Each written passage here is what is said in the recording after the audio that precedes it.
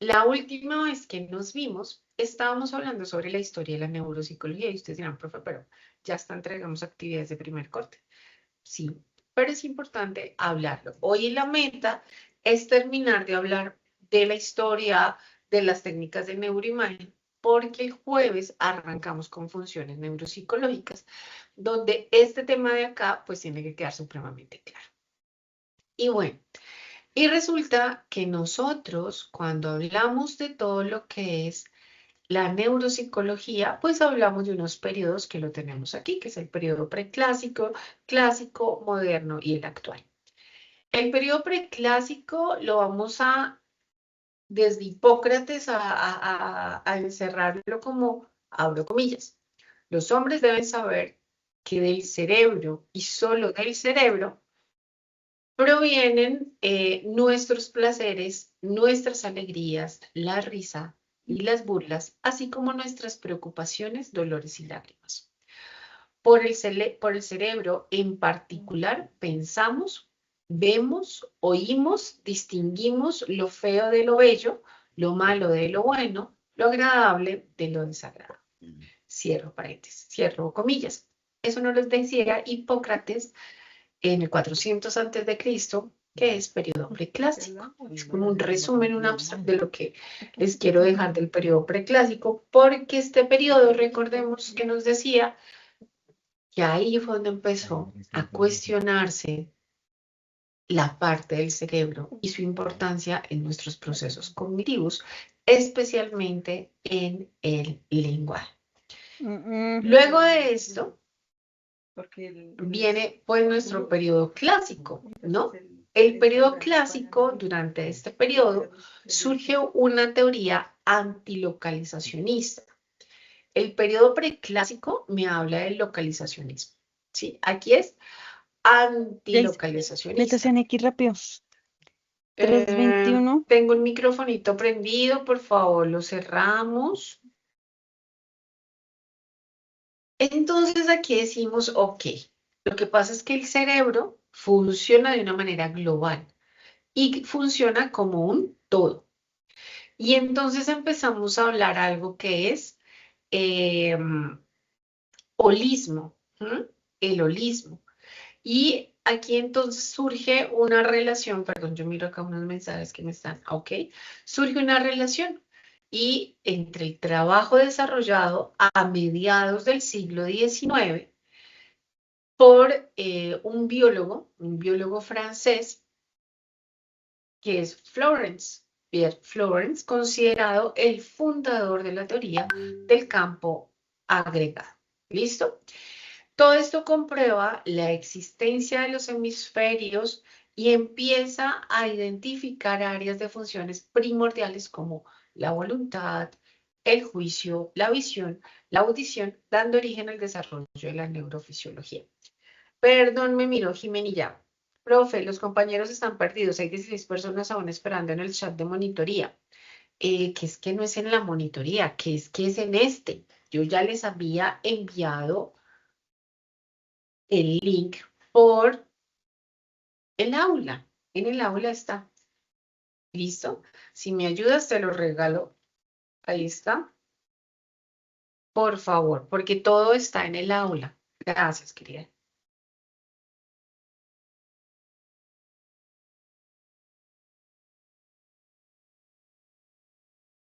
Bueno, esperemos que todos se puedan Buenas conectar. tardes, profe.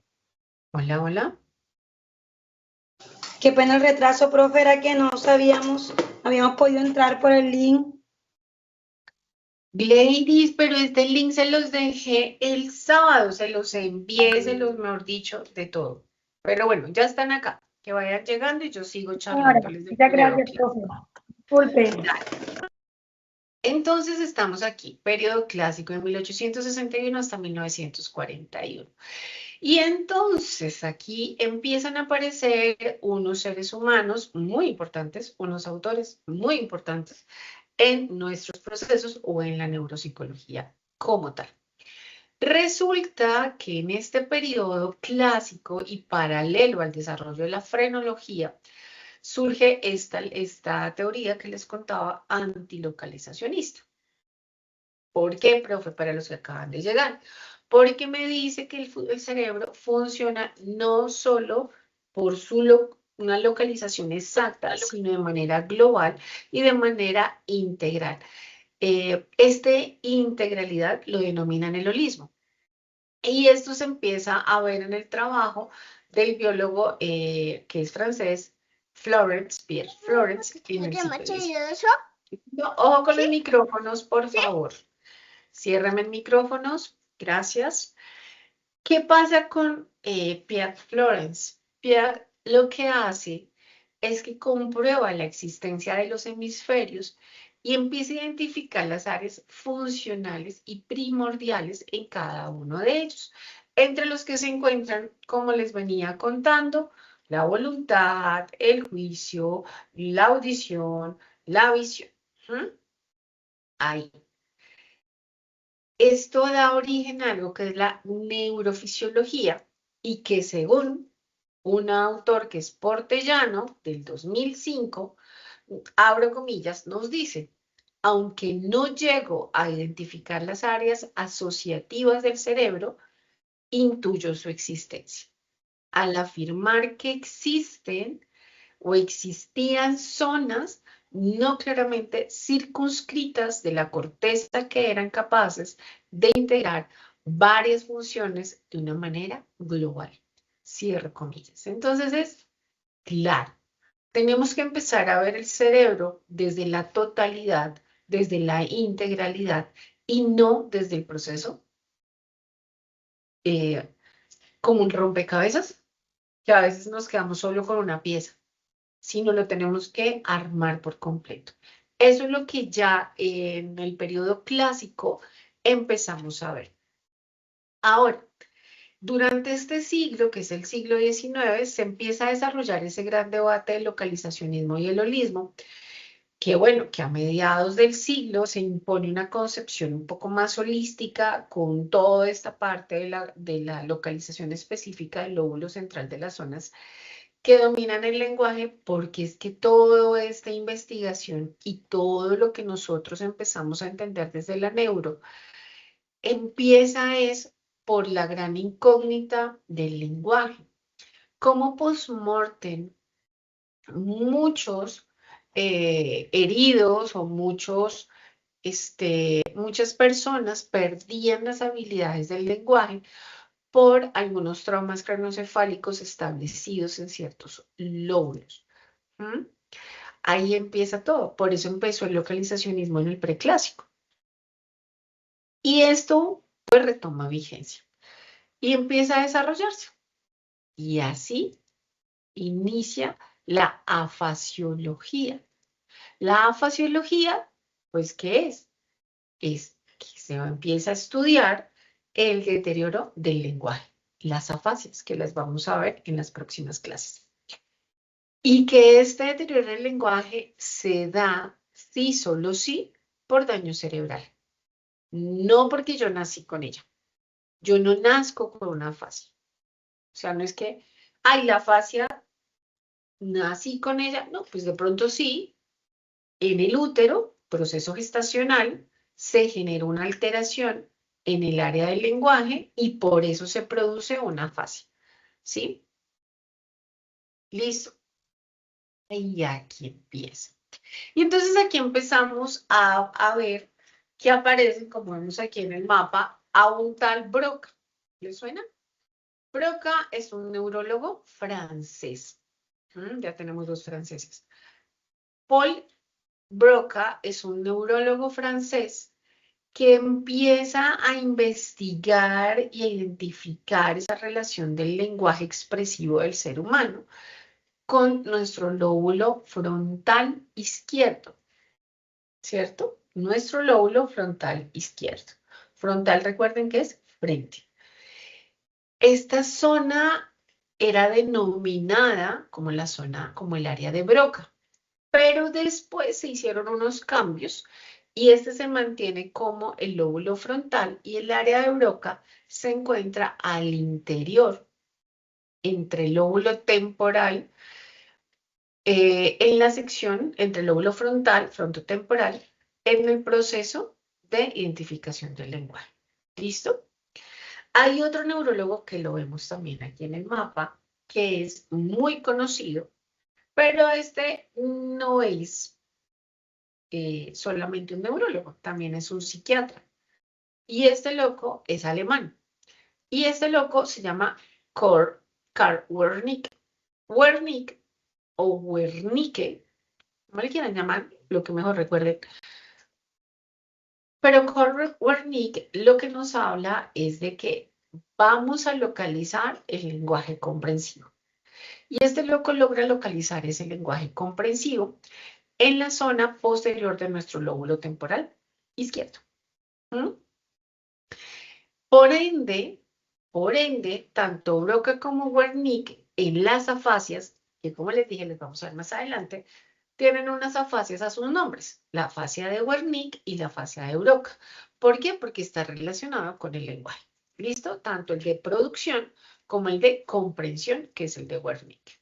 ¿Vienen conmigo o los estoy perdiendo? ¿Está chévere o se aburrieron? Estamos bien, profesora. ¿Sí? Sí, Mi señora. querido Fernelis, gusto verte aquí en la sesión. Yo sí decía, se me perdieron varios. No encontrábamos cómo entrar, profesora. Qué pena. No, tranquilo. Listo. Claro, ¿cierto? Esto es un recorder. Yo sé que ustedes ya leyeron y ustedes la tienen clara, pero a mí me encanta también contarles la historia. ¿Mm? Además que esta historia me gusta mucho, porque es que de esta historia partimos nosotros los neuropsicólogos. ¿Mm? Esta historia es muy importante para nosotros los neuros, porque es como para los psicólogos, todos los que somos psicólogos y ustedes que son psicólogos en formación, es cómo entender de dónde viene la psicología. ¿Mm? Es desde dónde venimos nosotros. Y bueno, entonces es toda esta parte de Wernicke, está toda esta parte de Broca. Encontramos también en todo este proceso a William Osler, a Bender, a Luria, nada más y nada menos, que Luria se encarga de estudiar la perturbación del lenguaje. Él entra también, Luria, a trabajar todo lo que son las afasias. ¿Mm? Y él es el primero en crear un hospital neuroquirúrgico. Entonces aquí es donde empiezan a hacerse las cirugías, las lobotomías, ¿sí? Para poder investigar nuestro cerebro. ¿Mm? En cuanto a las lesiones cerebrales, ¿dónde están localizadas? Y desarrolla muchos métodos científicos de rehabilitación de los procesos mentales. Luria es un personaje muy importante para la neuropsicología y para la psicología también. Les sigo echando el cuento entonces. Y en este cuento seguimos encontrando, si seguimos bajando un poco por todo esto, vamos al periodo, digámoslo así, moderno y al periodo contemporáneo. ¿Mm?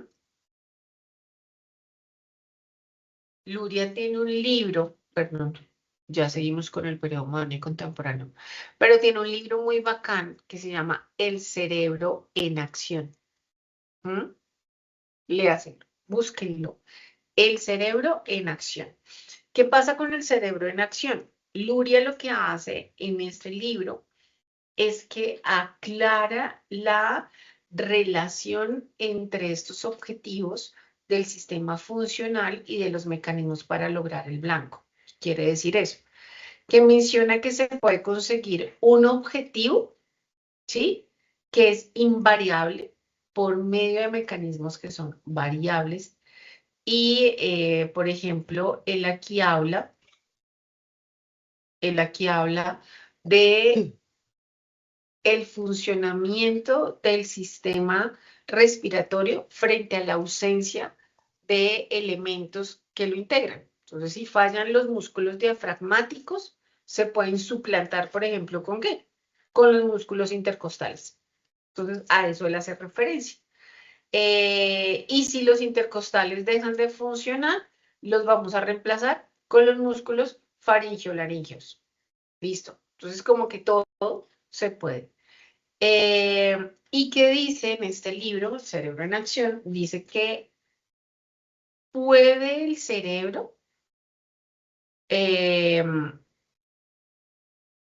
así como en nuestro organismo, digamos, en la parte de la respiración, en nuestro cerebro, las diferentes zonas del cerebro no participan en una y única función, sino lo que hace es que se articulan, se engranan de todas las actividades psíquicas. Bien, vamos hasta ahí. Entonces, por eso Luria habla de esto y habla de unos bloques, habla de 3 bloques funcionales también en el libro. Revísenlos porque es muy interesante el libro. Bueno, entonces nos vamos al periodo moderno, nos vamos al periodo contemporáneo. ¿Qué pasa con el periodo moderno? El periodo moderno nos dice de la neuropsicología que va desde el 1945. Ojo, y aquí hay un dato muy importante que lo podemos encontrar en el libro de Neuropsicología Clínica Jardín y Rosell.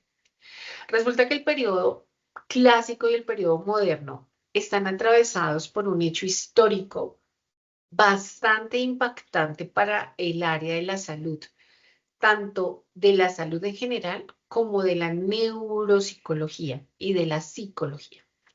¿Por qué? Porque resulta que si ustedes atan cabos de las fechas, estamos a finales de la Segunda Guerra Mundial en el periodo moderno.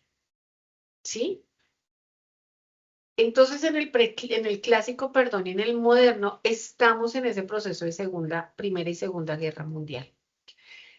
Quiere decir que todos estos que llegaron heridos de esa primera fase, se empiezan a encontrar soldados con alteraciones. Recordemos que en el preclásico todo se trabajaba post-mortem. Y en el clásico alcanzamos a trabajar algunos post-mortem, es decir, después de que se murieron. Pero también se empezó a trabajar algunos sin que se murieran, alcanzamos a investigar.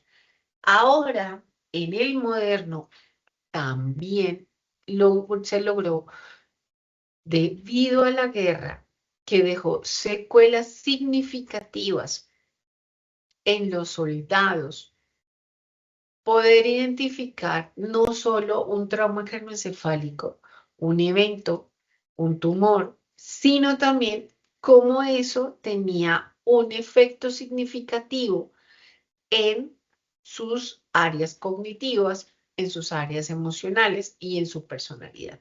¿Listo?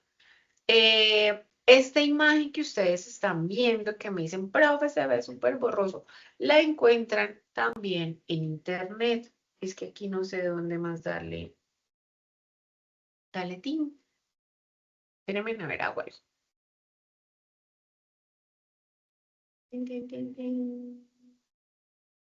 Aquí está.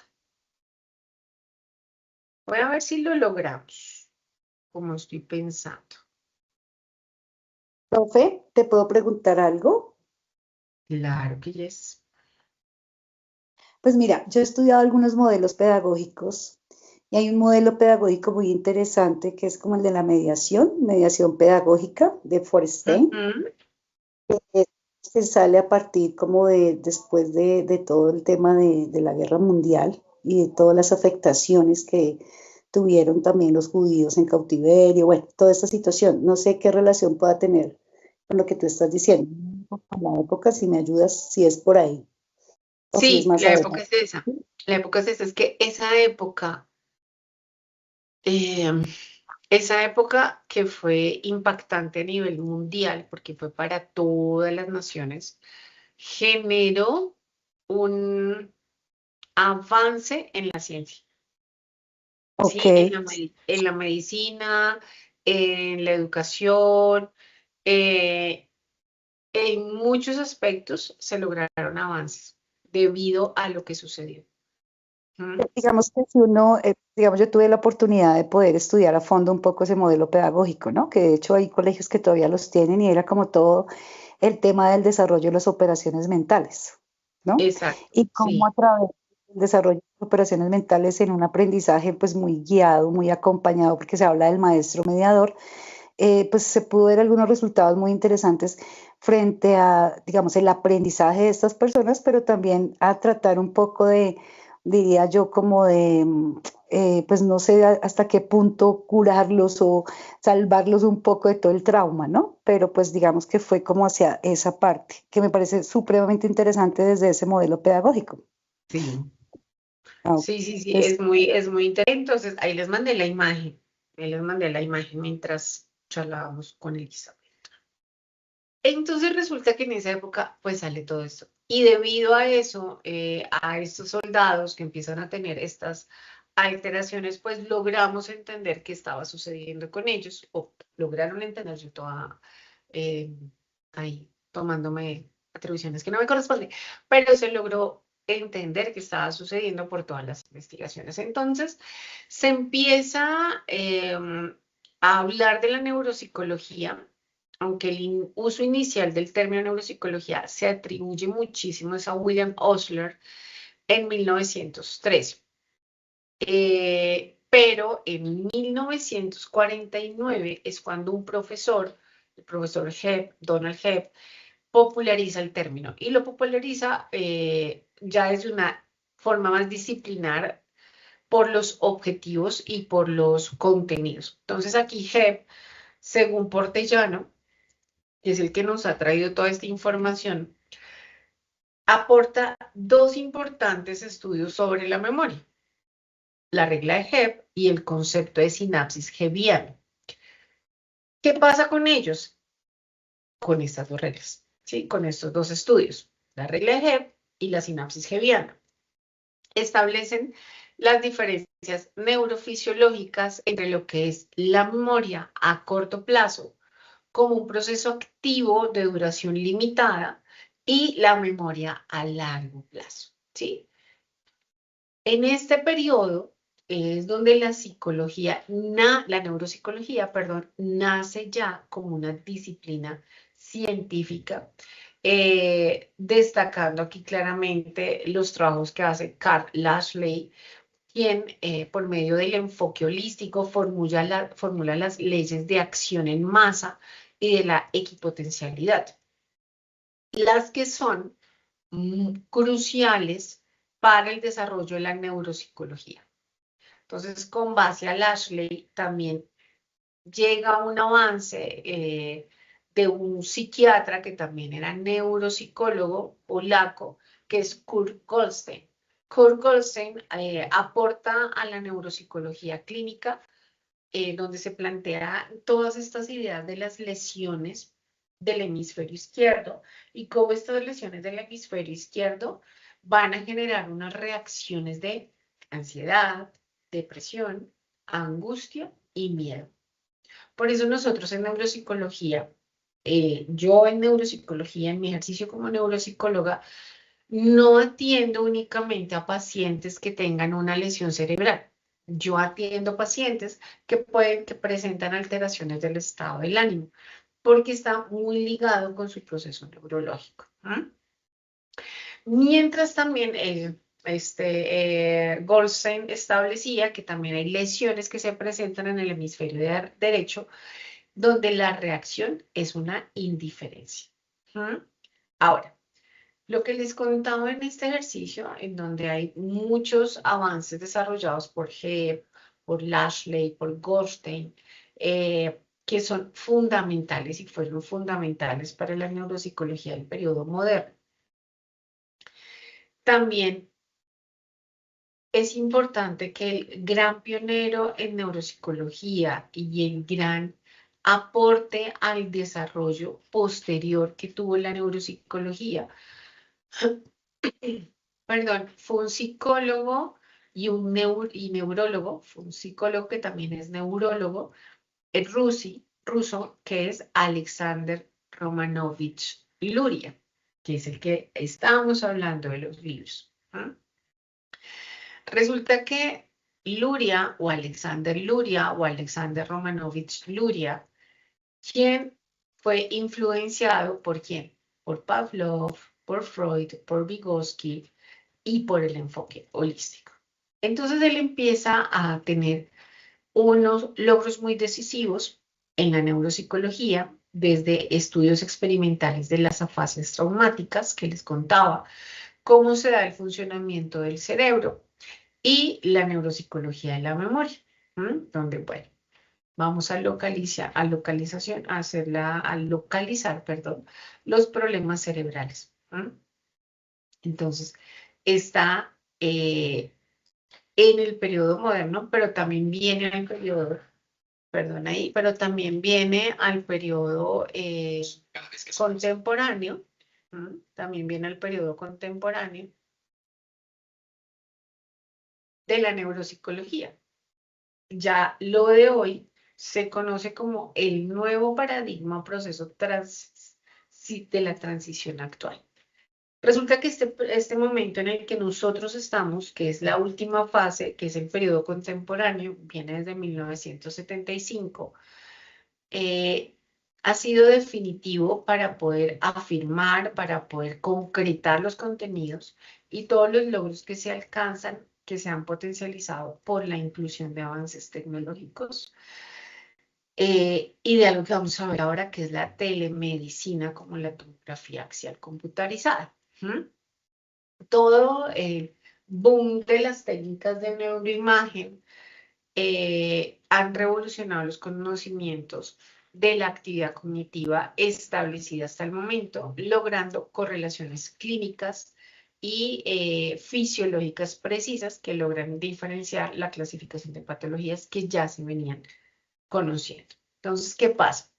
Para los años 90, hay unos avances, todos estos avances empiezan a contribuir en diagnósticos sobre las imágenes diagnósticas, como la tomografía por emisión de positrones, la resonancia magnética, la visualización de actividad cerebral en tiempo real, que quiere decir que se puede leer, se puede hablar, se puede dibujar, memorizar y pensar. Y surgen también los modelos estandarizados de baterías de valoración neuropsicológicas para diagnósticos inherentes a nuestro funcionamiento cerebral, en donde están las baterías de Halstenritan, la batería de neuropsicología de Luria de Nebraska, la escala de memoria de Wechsler y la prueba de Boston para el diagnóstico de las afasias. Entonces, de esta forma es que se consolida como tal la neuropsicología como una especialidad médica y psicológica, y se pone en auge pues todos estos procesos de rehabilitación, alcanzando logros muy importantes a nivel científico ya en el siglo XX. Cuéntame, mi querida Elizabeth. Profe, bueno, digamos que en los trabajos que hicimos también, los entregables que tuvimos y después estuvimos viendo y hablando sobre estas ayudas, ¿no? Pero yo quería preguntarle a nosotros, psicólogos, nuestro alcance, digamos, desde el área de psicología, da para nosotros poder, digamos, interpretar los resultados de una tomografía, de una resonancia magnética y eso. O nosotros no lo hacemos, porque, pues, no sé, o sea, siento que no, hasta el momento no tendría la habilidad de hacerlo, pero quisiera saber eso. O solamente lo lee el neurólogo y dependiendo de esa lectura ya, pues, uno lo enfoca. Ya Claro, nosotros hablando desde el punto de vista de psicólogos clínicos, recordemos que yo salgo como psicólogo o psicóloga y debo hacer una profundización para hacer clínica. Yo no puedo salir de ahí, listo, me lanzo a ser psicólogo clínica y tengo que hacer una profundización. Ok, Siendo gracias. psicóloga clínica, claramente, o sea, tampoco estoy, no hay una educación, estaba tratando de pensar en los pensum que he visto de psicología clínica, no hay una educación frente a lectura. El psicólogo clínico aprende a leer las técnicas de imagen. No, digamos, yo sé leer algunas porque a mí en mi pregrado, como en el momento les he dicho, me enseñaron a leerlas junto con exámenes de sangre y demás. Pero ¿ahora qué? Ustedes son psicólogos clínicos, el paciente es remitido o ustedes lo remiten, como sea el caso, y cuando llegan a ustedes, él trae un resumen de su historia clínica. Claramente ustedes tienen que saber usar términos técnicos, pero entonces en el resumen de su historia clínica o el resumen de el examen nos va a decir qué tiene el paciente, si hay anormalidades o si no presenta ningún tipo de anormalidad. ¿Mm? Y con base en esto podemos establecer nuestro proceso de intervención. ¿Sí respondí tu pregunta, Elizabeth? Sí, claro, o sea, lo que entiendo es que el neurólogo es el que hace la interpretación y te da los resultados, y nosotros trabajamos con esos resultados como de una moda interdisciplinaria para poder identificar y poder hacer, pues, digamos, una ayuda a la persona que lo está necesitando, pero el que lo lee y lo hace y el que dice es el neurólogo, ¿cierto? Y Claro. nosotros, como digamos, no el diagnóstico, porque ahí vendría el diagnóstico, ya sería como, pues me imagino que analizar estos resultados y desde esos resultados poder de pronto proponer un trabajo con la persona. Depende. Exacto. Ah, ok, listo. Así yo soy neuropsicóloga. Yo no le puedo decir a mi paciente, quiero que te vayas y te hagas una tomografía. No, necesito que vayas a tu neurólogo o a neurología y que nos envíen estos exámenes, o a medicina de especialista, o a medicina familiar, bueno, y todos los nombres que le tienen ya a tanto médico. Entonces necesito que vayas a un médico y te hagas estos exámenes. Necesito que te hagas una revisión. Yo siempre le digo a mis pacientes, ¿hace cuánto no te checas? No, mira, yo no me reviso hace un año, hace 2 años, hace 6 meses. Ah, bueno, te salió algo extraño, te salió algo que necesitemos prestarle atención durante las consultas, ¿no? O sí. Pero resulta que es que mi paciente se cayó, entonces yo digo, bueno, yo sí creo que es importante que te vayan, que te mire un médico, ¿sí? Que te hagan una atención médica para evitar que cualquier cosa pase. Si es una persona que tiene epilepsia, si es una persona que ha tenido eh, traumas craneoencefálicos, algún tipo de daño cerebral, es importante que yo tenga esos exámenes para entender cómo está mi paciente en ese momento. ¿Mm? Vuelvo y les digo, no necesito saber leerlo, porque ahí está el informe, están los resultados de mi paciente. ¿Vale? ¿Sí? Respondí a tu pregunta, mi querida Elizabeth. Sí, señora, sí, señora. Perfecto, Cancelada. perfecto. Bueno, aquí les dejo 3 frases de Almeón de Crotona, de Platón y Aristóteles. Almeón de Crotona nos decía que el cerebro es el asiento del alma, que me parece hermoso.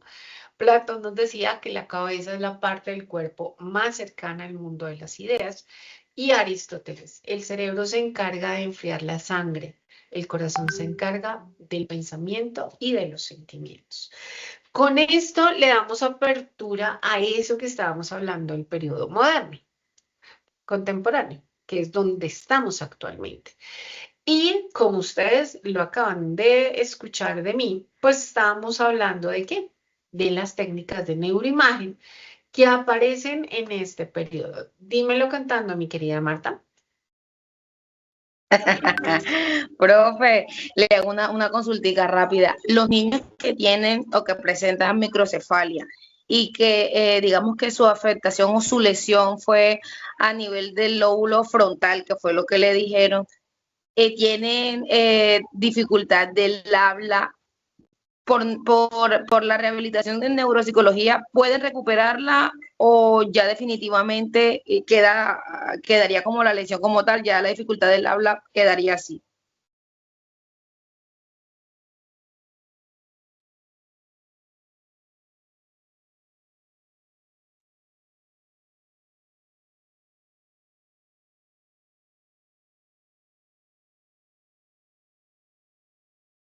Profe, se le fue el Ya, audio. perdona, porque es que no me abría el micrófono y estaba ahí como mirando qué era lo que pasaba. Un bebé que nace con microcefalia, al hacer neurorehabilitación, sí puede recuperar el habla. Pues si se aplica logopedia, puede recuperarla y mejorarla, junto con si se trabaja fisioterapia. O sea, la microcefalia no tiene cura, tengamos eso claro. La microcefalia no tiene cura, pero las funciones afectadas por la microcefalia pueden ser intervenidas y mejoradas. ¿Listo? Pueden ser intervenidas, mejoradas y recuperadas. Tanto el habla por medio de logopedia, como también la fisioterapia, la terapia ocupacional, para poder así lograr pues maximizar el desarrollo cognitivo, maximizar también el desarrollo motor, trabajando así todos los síntomas asociados y mejorando la calidad de vida. Aunque, pues obviamente, es difícil o es una tarea de todos los días, una tarea que no solo se logra en el momento en que se les aplica la sesión o se trabaja en la logoterapia o en los afectos, en todos los enfoques multidisciplinares, sino en casa. En casa los papás, cuidadores, tutores tienen un trabajo impresionante. O sea, ahí es donde tienen que hacer y hacer y hacer y hacer. ¿Sí? Entonces eso es importante. No sé si respondí tu pregunta, mi querida Marta. Sí, señora, otra así rapidín y ya seguimos avanzando, profe. ¿Hay algún tiempo límite? O sea, ¿es hasta cierto tiempo que se puede hacer esta rehabilitación o en cualquier momento se puede arrancar y puede haber de pronto no un avance así como mucho que digamos que normal, como decimos, sino que haya un avance regular o ya definitivamente no? ¿Hay algún tiempo límite para hacer esta rehabilitación? Como en algún momento en las salas de aprendizaje les he contado del daño cerebral, entre más rápido se atienda, más probabilidades de mejora hay. Entonces, entre más rápido se pueda atender el caso, es mejor. El pronóstico es mucho mejor. Profe, muchísimas gracias. Dale, no te estoy diciendo que si no, entonces ya para qué lo atendemos si ya pasaron 5 años. No, pues igual hay que hacerle. La lucha hay que hacerla. ¿Mm? Y para mi querida Jimena Victoria, ¿qué es la microcefalia? Como su nombre lo indica, es micro, ¿cierto? Micro. Y cefalia es el encéfalo como tal. La microcefalia es una afectación neurológica donde la cabeza del bebé es significativamente más pequeñita que el promedio natural o normal. ¿Por qué? Porque no se desarrolló de manera completa su cerebro. ¿Mm? Esto puede pasar durante el embarazo, esto puede pasar después del nacimiento y pues claramente va a generar problemas de desarrollo, problemas de aprendizaje. Vuelvo y repito, no tiene cura, pero si se hace una intervención de manera temprana con terapias, mejora la calidad de vida del bebé. ¿Mm? ¿Qué puede causarla? La puede causar factores genéticos, la puede causar infecciones maternas como el Zika o el citomegalovirus, es otro, perdón. Una nutrición deficiente de la mamá o abuso de sustancias, ¿cierto? Eso es la micro y lo que podía pasar. Y si hablamos de la macro, ¿qué quiere decir la macrocefalia? Macro. Macro es grande. ¿Mm? La circunferencia de la cabeza de ese bebé, lo ponen a veces en las definiciones como anormalmente más grande, pero es más grande de lo que se mide en el ciclo vital de acuerdo a la edad o de acuerdo al sexo de ese bebé. ¿Mm?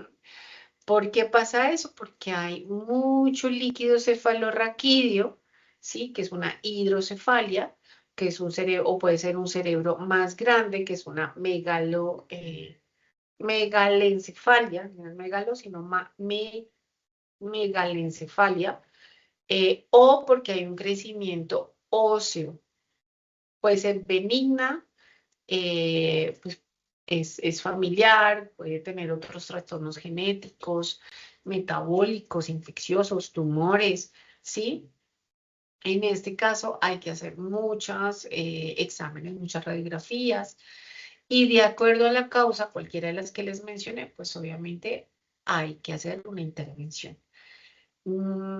Claro, Marta, hay medicamentos, Victoria, como el bebé de Carolina Cruz, sí, como el bebito de ella, como el bebito de ella. No sé ella cuál de los tipos tiene, si es una hidro, una megalencefalia, o es un crecimiento óseo, pero sí ahí se presenta una macroencefalia.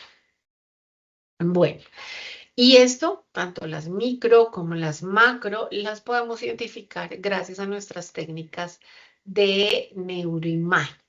¿Qué es una técnica de neuroimagen, locos? Nosotros tenemos diferentes técnicas de neuroimagen, se pueden realizar diferentes técnicas, desde por emisión de positrones, que es la segunda, desde una resonancia magnética, que es la tercera, desde un TAC, que es una tomografía axial computarizada, o de un tensor de difusión. ¿Qué vamos a ver acá? ¿Qué pasa con las técnicas de neuroimagen? Las técnicas de neuroimagen, no sé si tenemos preguntas. En alguna clase de biología escuché que el cerebro le detiene el crecimiento al cráneo. En este caso sería que el cerebro crece demasiado. ¿O qué es lo que pasa con el crecimiento demasiado en la cabeza? Como lo indicaba mi querida Hilary, depende. Si es una hidrocefalia, la macrocefalia se debe a que el líquido cefalorraquídeo empieza a crecer y aumenta el tamaño del cerebro. Si es una megalencefalia, es que el cerebro realmente es más grande, no el líquido, sino el cerebro como tal. O si no, es la estructura ósea, la que se puede presentar ahí. Bueno, cuando nosotros hablamos de las técnicas de neuroimagen, podemos encontrar, para servirte, mi querida Hilary, diferentes técnicas, ¿cierto? El cerebro, el funcionamiento del cerebro, como lo veíamos ahora en la historia, siempre ha sido una cosa que nos llama la atención. Entonces, es como, ¿cómo funciona? ¿Qué es lo que pasa con él? ¿Cómo trabajamos con él? Y como lo vemos aquí en la diapositiva, existen muchas técnicas que nos permiten identificar todos estos cambios que se producen al interior de nuestro cerebro. Y de poderlo estudiar de manera en vivo y en directo, y no post-mortem como nos tocaba antes. Por eso hoy quiero que revisemos unas. Ya son las 7, nos vamos a pasar un poquitín, pero solo un poquitín. Las otras las dejamos para el jueves, que nos vemos a las 6 de la tarde. Me dice Jennifer, profe, también en algunas ocasiones se usa la ecografía como técnica de neuroimagen transfontanelar y el Doppler transcraneal. Exacto. Sí, señora. Muy bien, mi querida Jennifer Castañeda. Entonces, ¿qué vamos a ver? Vamos a ver que al hablar de las técnicas de neuroimagen, nosotros podemos hablar de las técnicas de neuroimagen estructurales y las técnicas de neuroimagen funcionales. ¿Listo? Las técnicas de neuroimagen estructurales es porque me van a dar una imagen estática de mi cerebro o del cerebro. Por lo general es una fotografía fija que su objetivo es localizar lesiones. Por eso está muy utilizada en el ámbito sanitario. Si hablamos de la neuroimagen funcional, pues esta ya me va a dar una visión dinámica del funcionamiento y de la actividad del cerebro. Entonces aquí, ¿qué pasa? Esta neuroimagen funcional se utiliza en investigaciones como en la actividad clínica, por ejemplo, en la investigación para exponer a personas ante un estímulo, porque van a realizar una tarea determinada, cognitiva, y se va a observar cómo su cerebro funciona mientras ejecuta dicha actividad. Por ejemplo, la tomografía por emisión de positrones, la electroencefalografía. Vamos a ver un poco sobre ellos. Estos son los exámenes, los estudios de imágenes encefálicas que podemos encontrar Y hoy vamos a hablar de estas tres. Tomografía axial computarizada, tomografía por emisión de positrones y tomografía óptica difusa. ¿Preguntas o inquietudes? Listo, entonces sigamos. Entonces arranquemos con la tomografía axial computarizada.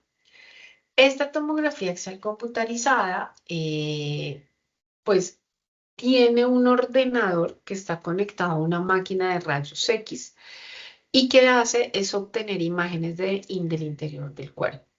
Es una técnica muy útil para el diagnóstico clínico. ¿Por qué? Porque me va a proporcionar una precisión para detectar posibles anomalías.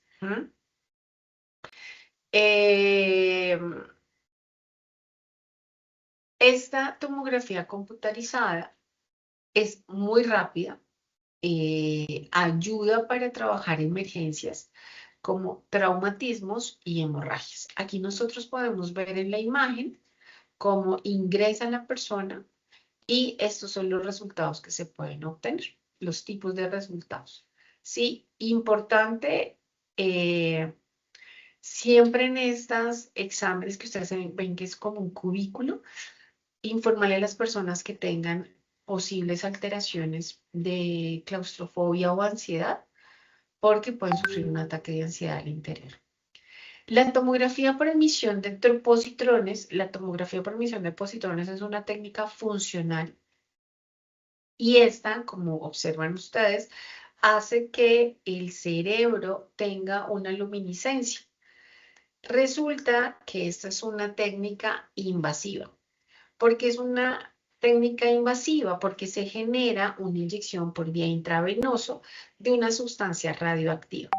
Esta sustancia radioactiva lo que hace es que se une a todo el torrente sanguíneo, a la glucosa del paciente. Es una técnica que nos permite estudiar las propiedades bioquímicas y metabólicas del cerebro.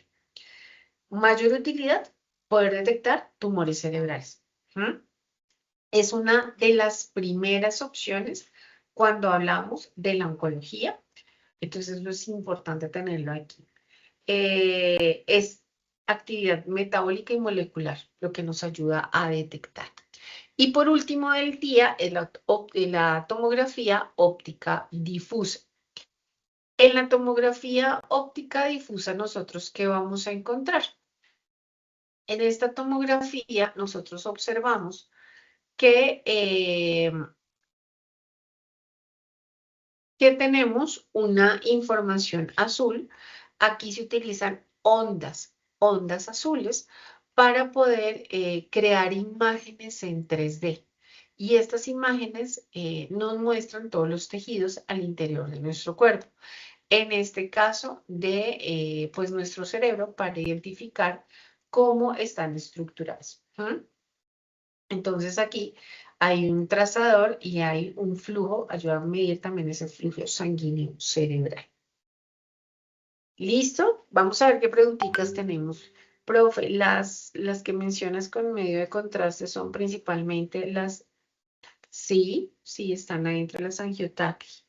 Y mi querida Jimena, profe, ¿y este líquido que inyectan para la tomografía no tiene efectos secundarios o contraindicaciones?